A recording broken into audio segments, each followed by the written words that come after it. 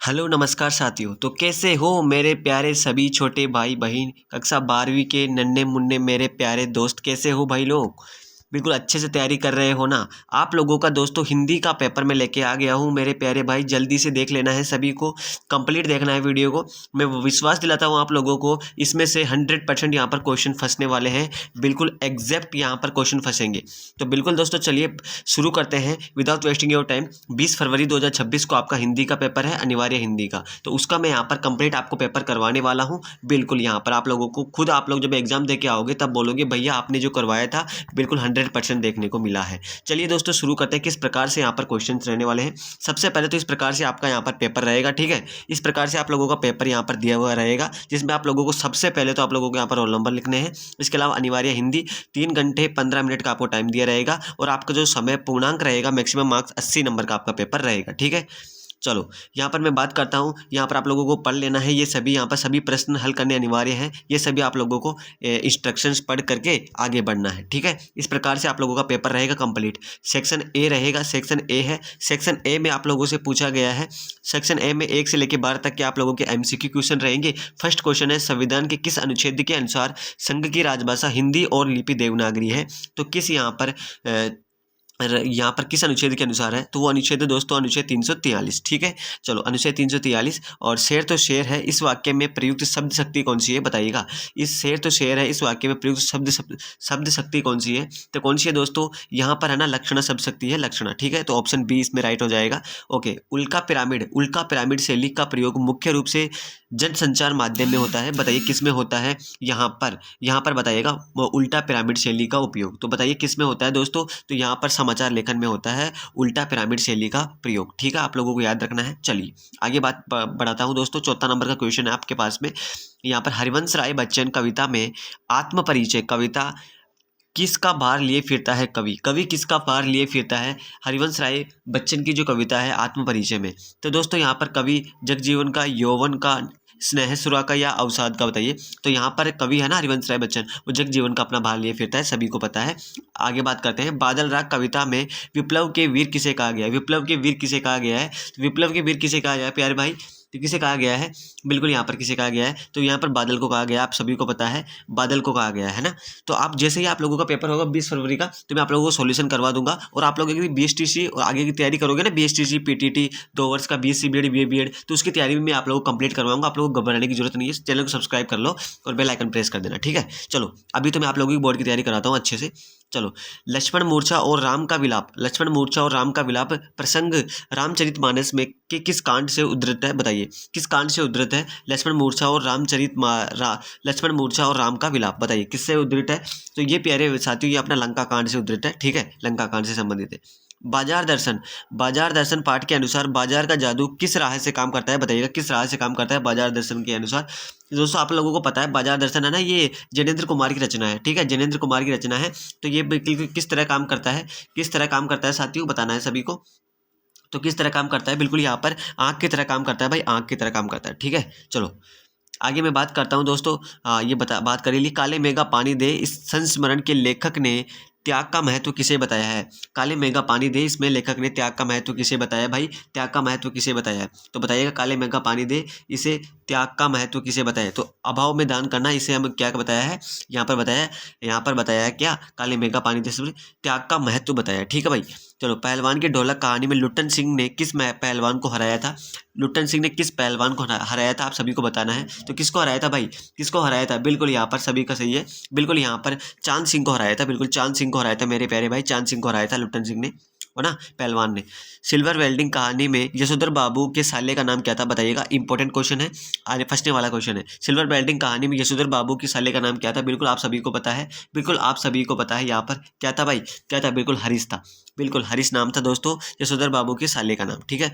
चलो, जूझ उपन्यास मूलतः किस भाषा में लिखा गया है? जूझ उपन्यास है किस भाषा में लिखा गया है? किस भाषा में लिखा गया है? तो बिल्कुल यहाँ पर मराठी भाषा में लिखा गया है जूझ, ठीक है। चलो, सिंधु घाटी सभ्यता के मोहनजोदड़ो शहर की मुख्य सड़क की चौड़ाई लगभग कितनी है? बताइए साथियों कितनी है?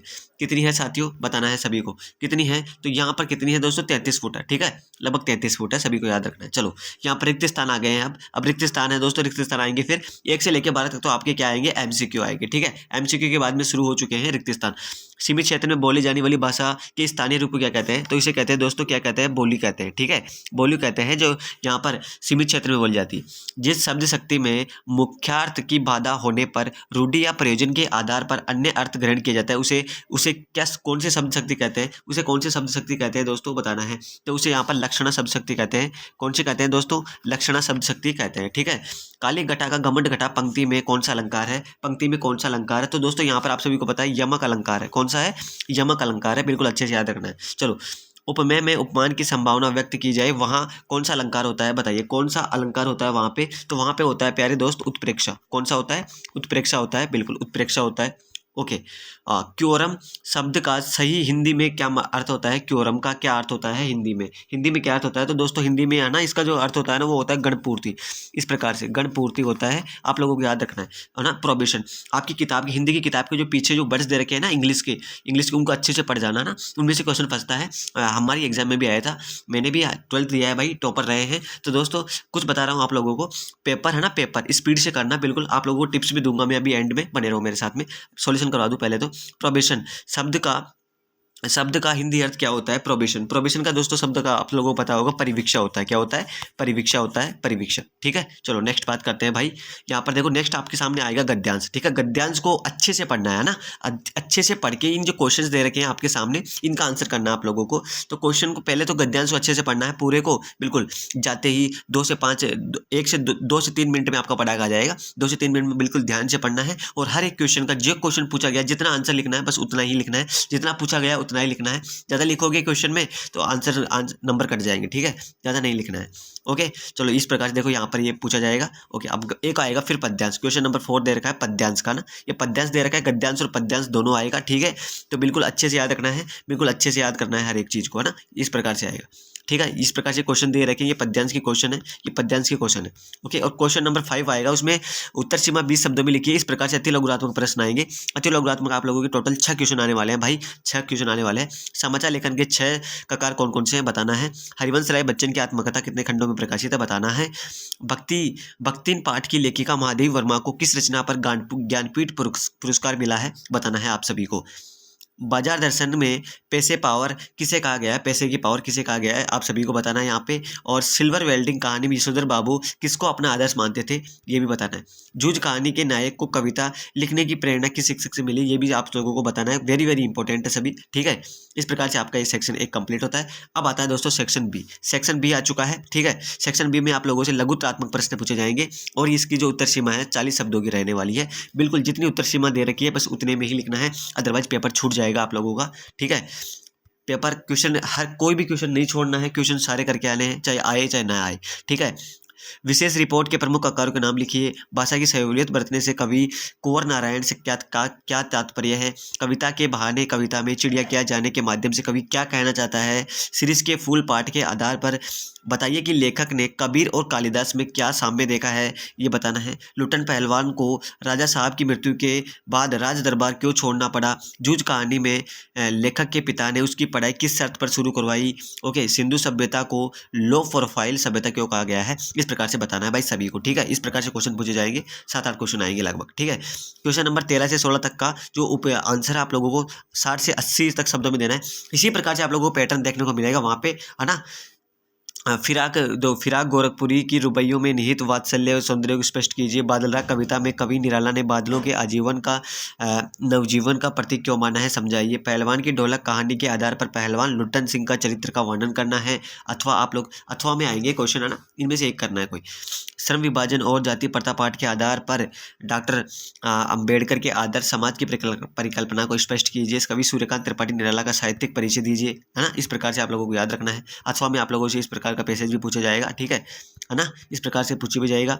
और आपसे इसी प्रकार से अथवा में पूछा जाएगा यहाँ पर सचिव माध्यमिक शिक्षा बोर्ड राजस्थान अजमेर की ओर से पूरक परीक्षा 2026 की तिथियों को सूचना हेतु एक विज्ञप्ति बनानी है आप लोगों को, तो विज्ञप्ति आएगी, आप लोगों को पता है। इसके अलावा लास्ट में आप लोगों से पूछा जाएगा यहाँ पर निबंध पूछा जाएगा। 300 शब्दों में किसी एक विषय पर आप लोगों को निबंध लिखना रहेगा। राष्ट्र निर्माण में युवकों की भूमिका, मेक इन इंडिया, इस पर आएगा। विद्यार्थी जीवन में योग और स्वास्थ्य का महत्व, राजस्थानी पर्यटन, दशा और दिशा, इस प्रकार से पूछा जाएगा और इस प्रकार से आप लोगों का पेपर समाप्त होता है दोस्तों। अब कुछ टिप्स है जो मैं आप लोगों को दूंगा, टिप्स बिल्कुल ध्यान से सुनना। पेपर है ना, पेपर आते ही आप लोग क्या करना है, उससे 2 से 5 मिनट के लिए उसे पढ़ना है, अच्छे से 5 मिनट पढ़ना है, ठीक है। और फिर पढ़ने के बाद में बिना कुछ सोचे समझे जो क्वेश्चन आप लोगों को आते जाए उन्हीं को करना है, सबसे पहले उन्हीं को करना है। जो क्वेश्चन न आए उनको सबसे बाद में करना है, ठीक है। जो क्वेश्चन नहीं आ रहे हैं उनको सबसे बाद में करना है।